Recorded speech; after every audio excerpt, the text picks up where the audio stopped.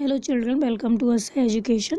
आज हम करेंगे सीबीएसई की 8वीं क्लास की हिंदी की किताब भारत की खोज के चौथे चैप्टर युगों का दौर। इसके हम करेंगे लघु उत्तरीय प्रश्न। इससे पहले भी हमने आपको करवाए थे कुछ क्वेश्चन, उससे आगे हम करेंगे आज। तो आइए देखते हैं कि आपका अगला प्रश्न क्या है। अगला प्रश्न है, प्राचीन नाटकों में किस भाषा का प्रयोग किया जाता था। तो पहले के जो नाटक होते थे उसमें कौन सी भाषा बोली जाती थी। तो प्राचीन नाटकों की भाषा मिलीजुली संस्कृत है। शिक्षित पात्र जो होते थे वो संस्कृत बोलते थे, पढ़े लिखे लोग होते थे वो संस्कृत बोलते थे, और जो सामान्य अशिक्षित समुदाय प्रायः जो स्त्रियां होती थीं वो प्राकृत बोलती थी, मतलब जो उनके प्रदेश की भाषा होती थी उसी को बोलती थी। लेकिन जो पढ़े लिखे लोग होते थे वो संस्कृत भाषा का प्रयोग करते थे।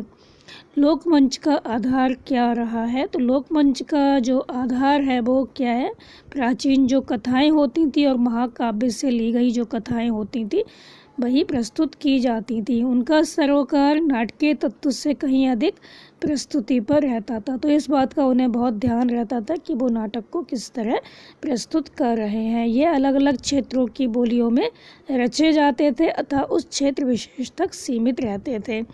तो जो नाटक होते थे जिस क्षेत्र में उनको दिखाया जाता था उसी क्षेत्र की जो बोली होती थी उसका प्रयोग किया जाता था। तो वहीं के जो लोग होते थे वही उसको समझ पाते थे। कोई बाहर का उनको देखता था तो उनकी समझ में इतना ज़्यादा नाटक नहीं आता था। अगला है, सर विलियम जोन्स ने संस्कृत के बारे में क्या कहा था। तो संस्कृत के बारे में सर विलियम जोन्स ने कहा था कि संस्कृत भाषा चाहे जितनी पुरानी हो उसकी बनावट अद्भुत है। यूनानी भाषा के मुकाबले यह अधिक उत्कृष्ट है और दोनों के मुकाबले अधिक परिष्कृत है, पर दोनों के साथ वो इतनी अधिक मिलती जुलती है कि यह संयोग जो है वो आकस्मिक नहीं हो सकता, अचानक से ऐसा नहीं हुआ है।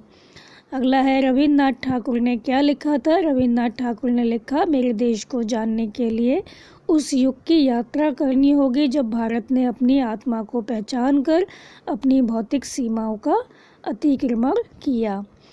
अंकोर वाट के मंदिर का वर्णन कीजिए। तो अंकोर वाट के विशाल मंदिर के चारों तरफ क्या है, विशाल खंडरों का विस्तृत क्षेत्र है। उसमें बनावटी झीलें हैं, पोखरे हैं और नहरें हैं। इन पर पुल बने हुए हैं और वहाँ एक बहुत बड़ा फाटक है जिस पर क्या है, एक वृत्ताकार सिर खुदा हुआ है। और जो ये चेहरा है उसकी मुस्कान बहुत ही अद्भुत है, मोहक है, लेकिन जो इसकी मुस्कान है वो विचलित करने वाली भी है।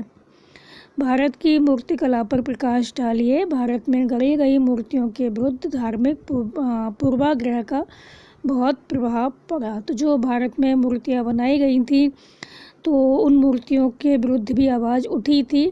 तो इन सब चीज़ों का प्रभाव जो मूर्ति कला थी उस पर देखा जा सकता है। तो वेद मूर्ति पूजा के विरुद्ध थे। तो जो वेद थे उनमें ये नहीं कहा गया कि हमें मूर्ति पूजा करनी चाहिए।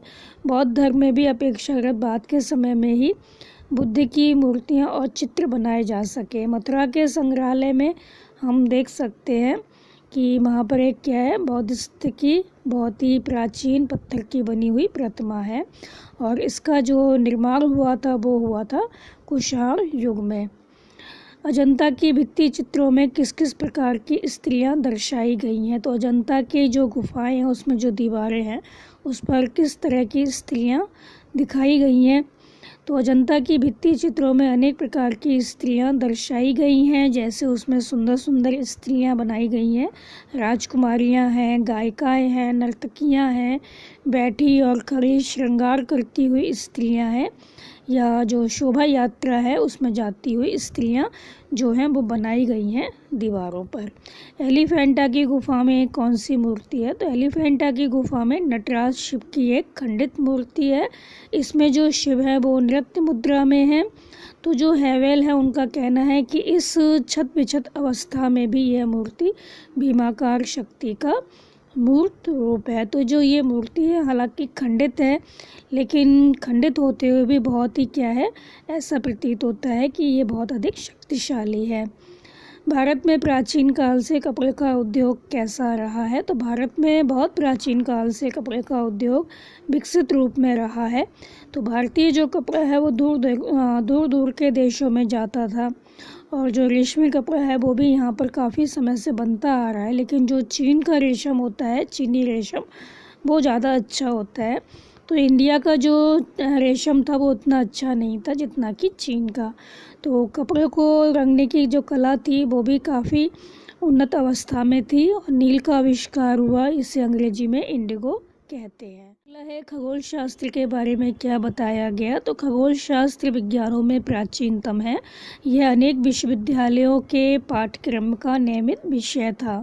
फलित ज्योतिष को इससे मिला दिया जाता था। एक निश्चित पंचांग भी तैयार किया गया था जो अब भी प्रचलित है। जब लोग समुद्री यात्रा पर निकलते थे तब जो खगोल शास्त्र का ज्ञान था उनके लिए बहुत ज़्यादा उपयोगी होता था।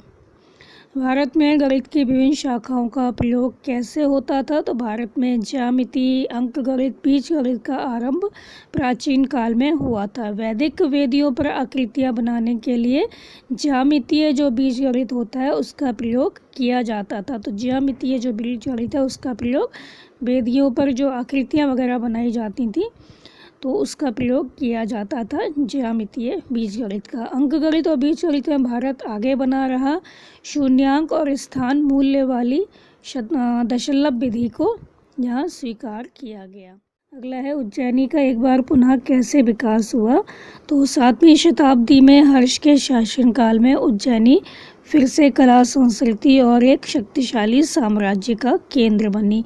लेकिन आने वाली सदियों में वो भी कमज़ोर हो गई उज्जैनी और धीरे धीरे ये ख़त्म होती चली गई। तो जो हर्ष का शासनकाल था उसमें उज्जैनी का काफ़ी विकास हुआ, लेकिन जो उसके उत्तराधिकारी थे उन्होंने ज़्यादा ध्यान नहीं दिया। इस तरह से उनका साम्राज्य धीमे धीमे ख़त्म होता चला गया।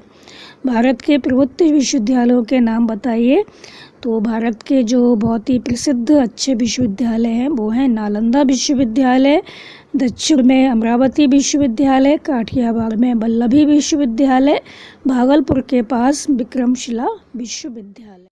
तो यहाँ पर जो आपका चैप्टर है वो ख़त्म हो गया। आप इसको अच्छे से समझकर याद कर लीजिए और जो चैप्टर है उसको भी अच्छे से सुनिए ताकि कोई भी क्वेश्चन होगा उसको करने में आपको दिक्कत नहीं आएगी।